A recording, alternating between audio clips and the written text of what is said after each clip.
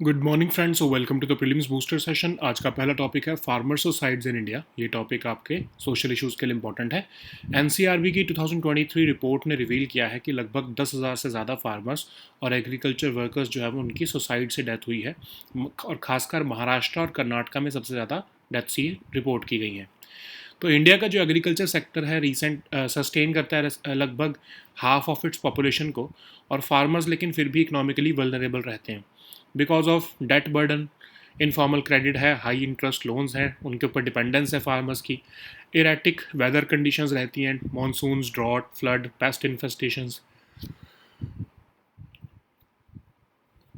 Market volatility है कुछ crops की, जैसे कि प्राइस फ्लक्चुएशंस हैं कॉटन, सोयाबीन, अनियन, पल्सेस में।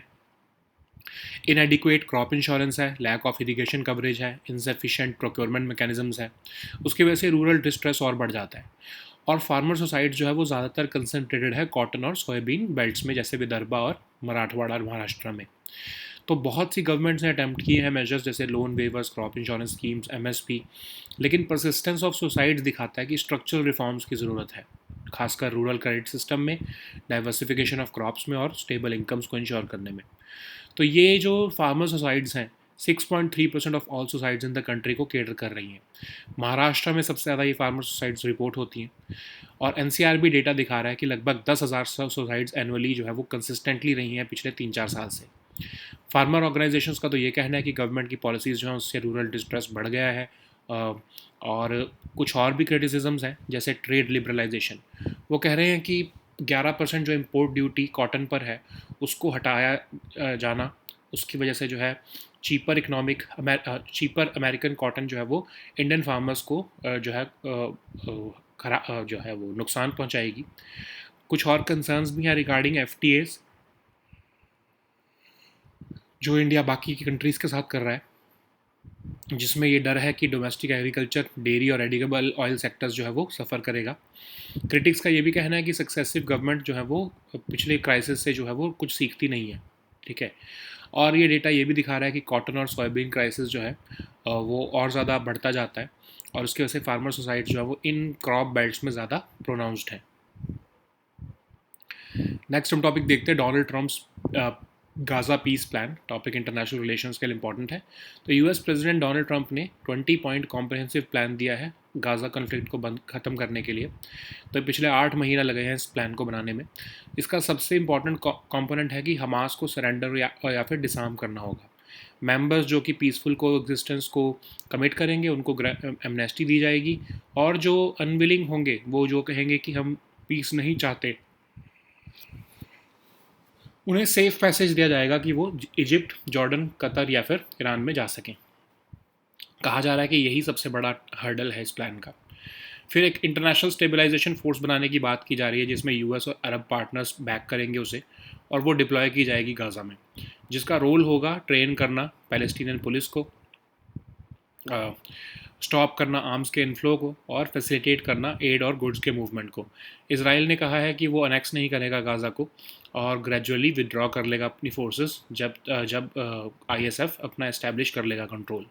गाज़ा जो है वो एक टेक्नोक्रेटिक ए पॉलिटिकल पैलेस्टीनियन कमेटी द्वारा चलाया जाएगा, जिसमें कि इंटरनेशनल बोर्ड ऑफ पीस जो है इसकी ओवरसाइट रखेगा, जो कि ट्रंप लीड करेंगे, और एक यूके के former prime minister Tony Blair भी इसमें मेंबर होंगे अलॉन्ग साइड अदर लीडर्स। तो अरेंजमेंट जो है वो चाहता है न्यूट्रल गवर्नेंस और रिकन्स्ट्रक्शन इंश्योर की जा सके गाज़ा में।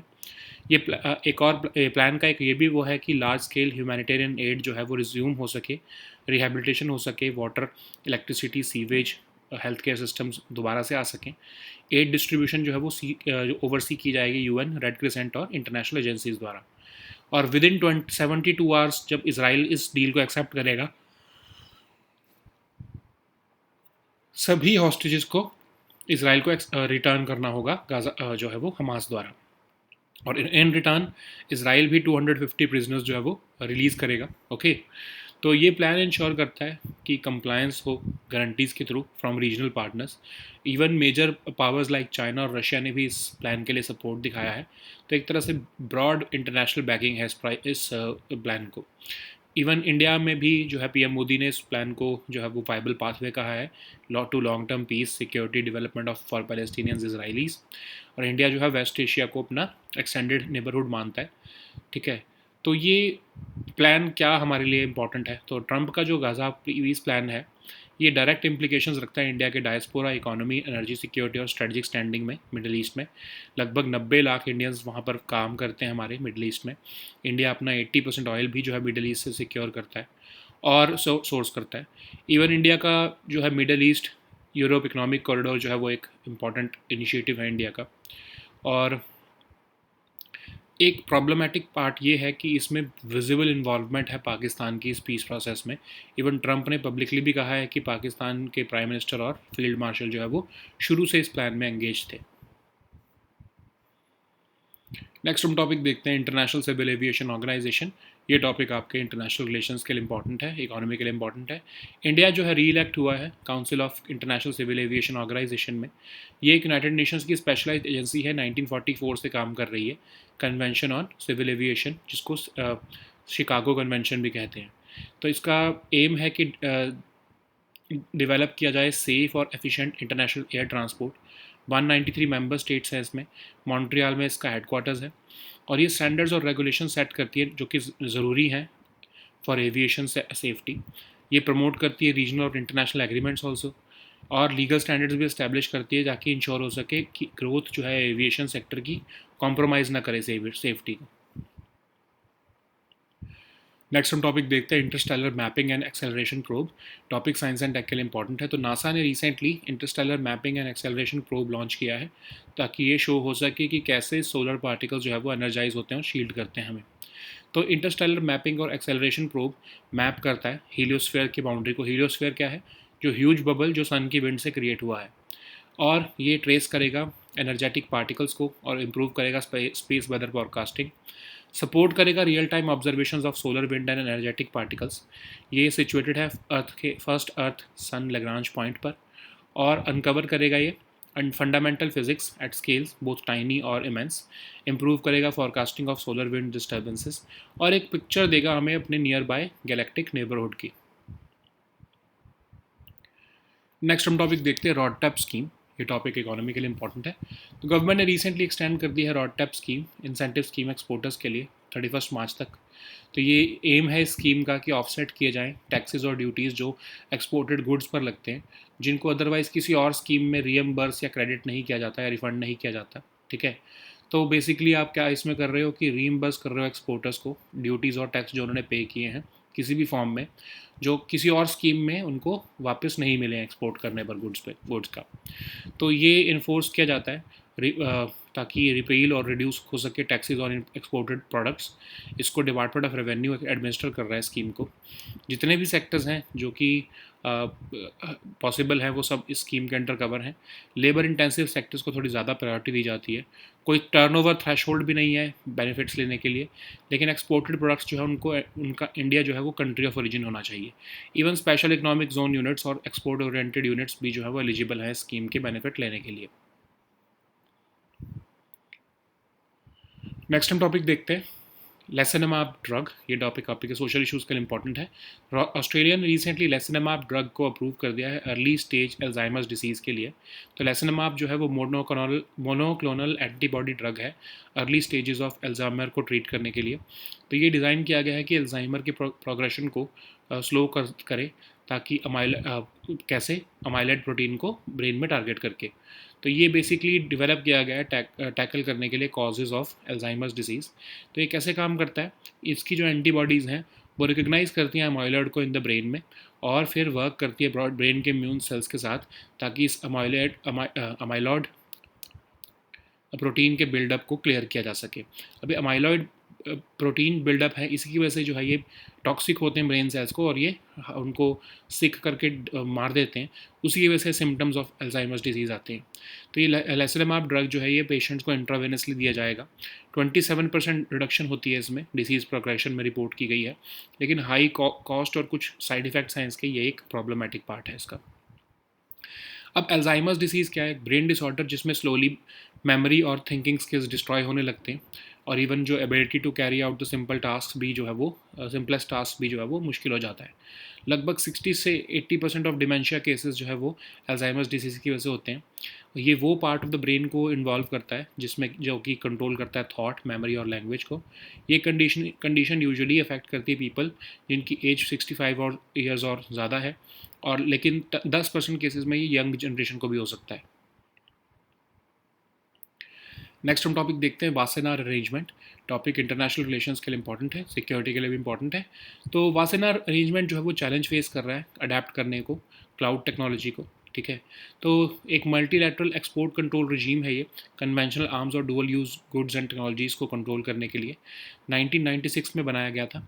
और ये ट्रांसपेरेंसी और ग्रेटर रिस्पॉन्सिबिलिटीज़ प्रमोट करता है for transfers of conventional arms और dual use goods even technologies. और इंडिया ने इसको 2017 में ज्वाइन किया था, वियना में इसका हेडक्वार्टर है। रेगुलर इन्फॉर्मेशन एक्सचेंज की जाती है इसमें उस टेक्नोलॉजी पर खासकर जिसका डुअल यूज़ हो सकता है। ठीक है, तो और ये मेंटेन करता है, अपडेट करता है detailed list of chemicals, technologies, processes and products जिनको मिलिट्री सिग्निफिकेंट माना जाता है। Okay, so now let us see all these topics in English. So the first topic is farmer suicides in India. This topic is important for your social issues. NCRB's 2023 report has revealed that over 10,700 farmers and agriculture workers have died by suicide, and Maharashtra and Karnataka have reported the most of them. So India's agriculture sector sustains nearly half of its population, yet farmers often remain economically vulnerable due to debt burden. We have seen that they are dependent on informal credit and high interest loans, which often traps farmers in cycles of unmanageable debt. Then there are crop failures also, like erratic monsoons, droughts, floods, and pest infestations, which leave farmers unable to recover their investments. Then we are also witnessing price fluctuations in key crops like cotton, soybean, onion, and pulses, which reduce profitability. Uh, there is inadequate crop insurance, lack of irrigation coverage, and insufficient procurement mechanisms, which worsen the rural distress. Okay, farmer suicides are often also concentrated in cotton and soybean belts like Vidarbha and Marathwada of Maharashtra. So various governments have attempted to give relief through measures like loan waivers, crop insurance schemes, and MSP, but they have not been enough. So, which means that persistence of suicides suggests structural reforms are required, like in the rural credit systems, diversification of crops, and ensuring stable incomes.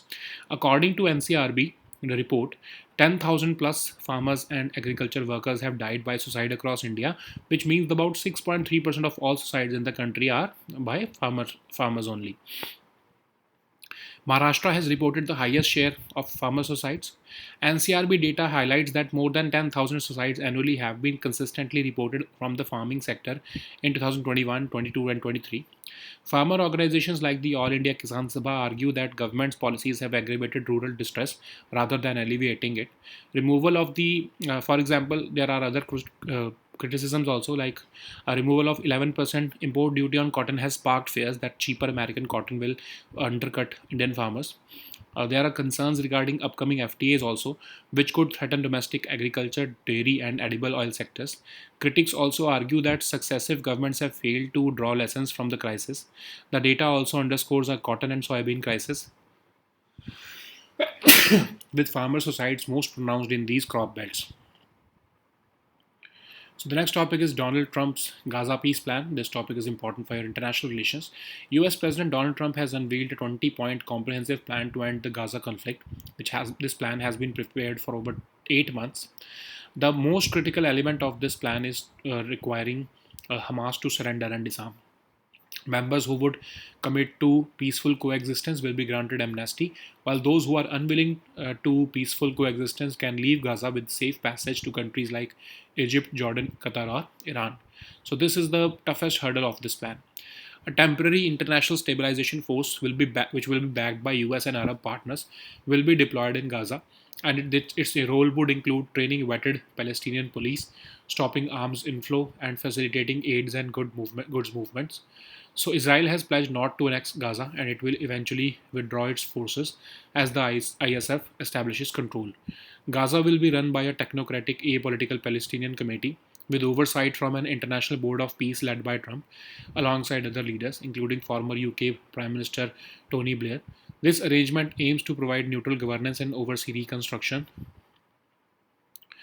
So, the plan also permits the resumption of large scale humanitarian aid, including the rehabilitation of water, electricity, sewage, and healthcare systems. And aid distribution will be overseen by UN, Red Crescent, and international agencies. Within 72 hours of Israel's acceptance, all hostages must be returned, and in exchange, Israel will release 250 prisoners. Okay. This plan also ensures compliance through guarantees from regional partners. Major powers like Russia and China have also expressed support, indicating broader international backing. PM Modi has also welcomed this plan, calling it a viable pathway to long term peace, security, and development for Palestinians and Israelis. So, what this plan means for India? Trump's Gaza peace proposal carries direct implications for India's diaspora, economy, energy security, and strategic standing in the Middle East. Nearly 90 lakh Indians live in the Middle East. India also sources 80% of its crude oil from the Middle East, and we are also having plans like India Middle East Europe Economic Corridor, which India sees as game changing connectivity project. The worrying element for Delhi is the involvement of Pakistan in the peace process. Even Trump publicly thanked leaders, and he noted that a Pakistani Prime Minister and Field Marshal were engaged from the beginning. So the next topic is International Civil Aviation Organization. This topic is important for your international relations and economy section. India has been re-elected to the Council of International Civil Aviation Organization. This ICAO is a United Nations specialized agency established in 1944 by the Convention on International Civil Aviation, known as the Chicago Convention. It is dedicated to developing safe and efficient international air transport for peaceful purposes. It consists of 193 member states. Montreal is the headquarters of ICAO, and it sets standards and regulations which are necessary for aviation safety, security, and facilitation. It promotes regional and international agreements also, which aimed at liberalizing aviation markets. It also helps to establish legal standards to ensure that the growth of aviation does not compromise safety. So the next topic is interstellar mapping and acceleration probe. This topic is important for your science and tech section. So NASA has launched the interstellar mapping and acceleration probe to show how solar particles are energized and shield us. So this IMAP probe is basically aimed to map the heliosphere's boundary. Heliosphere is basically the huge bubble created by the sun's wind. Trace energetic particles and improve the space weather forecasting. It will support real-time observations of the solar wind and energetic particles. It is situated at the first Earth-Sun Lagrange point. It will uncover fundamental physics at scales, both tiny and immense. It will improve forecasting of solar wind disturbances. It will also draw a picture of our nearby galactic neighborhood. So the next topic is RODTAP scheme. This topic is important for your science and for your economy section. Government has recently extended the RODTAP scheme for exporters until March 31st next year. The aim of the scheme is to offset the taxes and duties incurred on exported goods, which would not otherwise be credited, reimbursed, or refunded in any way, and they are integrated into the exported goods. So it is designed to reimburse exporters for embedded duties, taxes, and levies, which are not otherwise refunded under any other existing scheme. It is compliant with WTO norms also. It was enforced to repeal and reduce taxes on exported products, and it is administered by the Department of Revenue. All sectors are covered under the scheme. Labor-intensive sectors will be accorded priority. There is no turnover threshold for availing benefits under the scheme. The exported products should have India as their country of origin, and even the special economic zone units and export-oriented units are eligible for this benefits of the scheme. So the next topic is lecanemab drug. This topic is important for your social issues. So Australia has recently approved the lecanemab drug for early stage Alzheimer's disease. So lecanemab drug is a monoclonal antibody drug used to treat early stages of Alzheimer's. So it is designed to slow Alzheimer's progression by targeting amyloid proteins in the brain. It was developed to tackle the causes of Alzheimer's disease. So it uses antibodies to recognize amyloid in the brain and works with the brain's immune cells to clear the amyloid protein buildup from the brains of people living with early stage Alzheimer's disease. These amyloid protein buildups are thought to be toxic to the brain cells, causing them to get sick and eventually die, leading to symptoms of Alzheimer's. So, lecanemab is given to patients intravenously. It has these recent trials have shown 27% reduction in disease progression, but there are problems also like high cost and potential side effects. Okay, so Alzheimer's disease is a brain disorder which slowly destroys memory and thinking skills, and even the ability to carry out the simplest tasks eventually. So Alzheimer's accounts for about 60 to 80% of dementia cases. It involves part of the brain which controls thought, memory, and language. This condition usually affects people aged 65 years and over, and with only 10% of the cases occurring in people younger than this. So the next topic is Wassenaar arrangement. This topic is important for your international relations. So Wassenaar arrangement faces challenges in adapting to cloud technology, requiring updates to control lists and enforcement mechanisms. So Wassenaar arrangement is a multilateral export control regime for conventional arms and dual-use goods and technologies. This body came into being in 1996 to succeed the Cold War era Coordinating Committee for Multilateral Exports Control. The aim is to promote transparency and greater responsibilities for transfers of conventional arms and dual-use goods as well as technologies to prevent destabilizing actions. So it has 42 members. India joined this arrangement in 2017. It has its headquarters in Vienna, that is in Austria.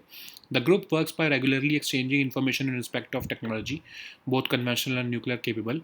Um, it is done through maintenance and updating of a detailed list of chemicals, technologies, processes, and products which are considered militarily significant. Okay, so these were our topics for today. We'll meet next time with new topics. Until then, goodbye and take care.